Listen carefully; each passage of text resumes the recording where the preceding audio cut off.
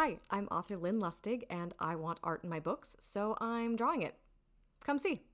Hey friends, welcome and welcome back. Today I have a yoga chibi that's supposed to be me, but I don't know. I don't think it actually turned out looking like me. There's something wrong with the eyes, but that will be seen later. Since I am going to be doing a yoga chibi, I'm also going to talk about yoga. Since you probably didn't know, I used to be a yoga instructor.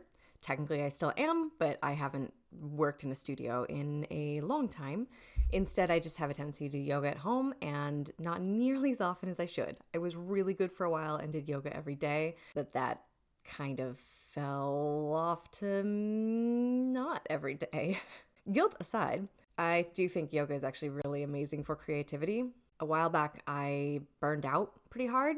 Right after I released the third book in my frequency series. Part of it was because I was realizing how much work would need to go in for how little quote-unquote return that I thought I was making, because I was following everybody else's ideas of success at the time, and none of those metrics were adding up. So I went on vacation for the first time after COVID and realized that I was just too involved and decided to step back a bit, and also decided to start taking up daily yoga. The beautiful thing about yoga is you get out of your head. So you're focusing so much on what your body is doing and how it's placed and what you're feeling that you stop thinking about most other things. And I found that to be really a release. And especially when you get to the end, when you get to Shavasana, which is also known as corpse pose, and you're laying there, my brain would kind of recalibrate, and I started to see more fantastical images coming back into my mind. So not only does yoga kind of clear the mental pathway, but it's also really good, obviously, for a lot of people, a lot of bodies, not all bodies, and not all kinds of yoga.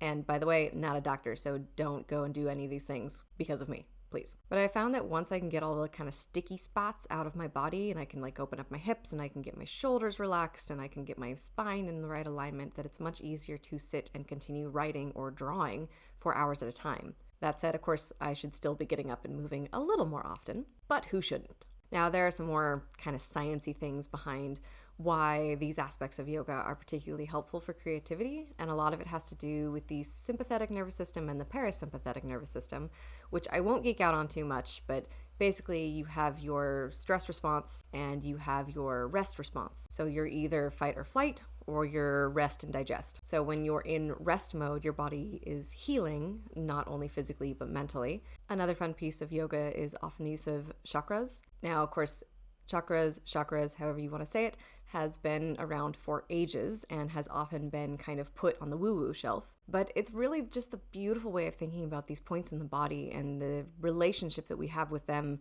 to our perspective of the world. For example, the chakra for creativity is this kind of fluidity that is in the hips. So think about when you're dancing and when you're swaying and when you've got a lot of that mobility there.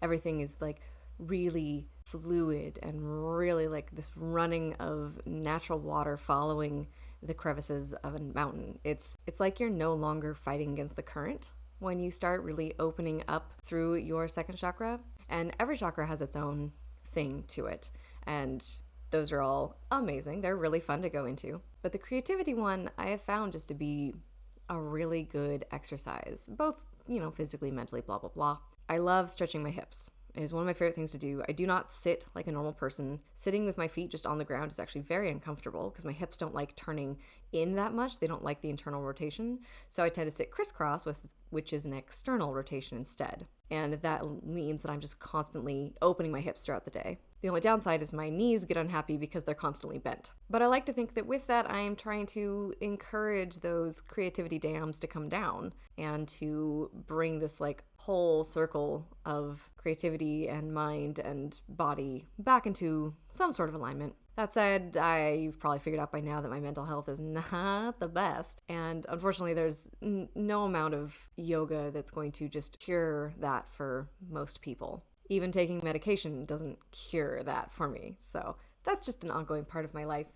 But I've always really appreciated the power of yoga and how it's been able to help kind of just realign me. I first found it after I was in a really bad car accident, and it was the only time that I started to feel like myself again was after yoga class, where you get kind of your yoga high, which your yoga high is mostly just caused by endorphins that are released from doing a workout at a sufficient intensity. But Either way, yoga highs are some of the most amazing things. I've never gotten them from running or other workouts. It's always only been yoga. So that's why I went into teaching, and that's why I decided to attempt drawing myself in this adorable chibi yoga pose.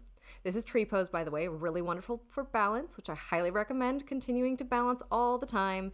Really good for preventing falls later. Falls aren't that fun, so no thanks. But again, not a doctor, you do you. And before I talk myself into a corner, I think that's probably enough for today. Thank you for listening along on my inadvertent yoga TED Talk. Don't forget to like, subscribe, and come back soon. See ya.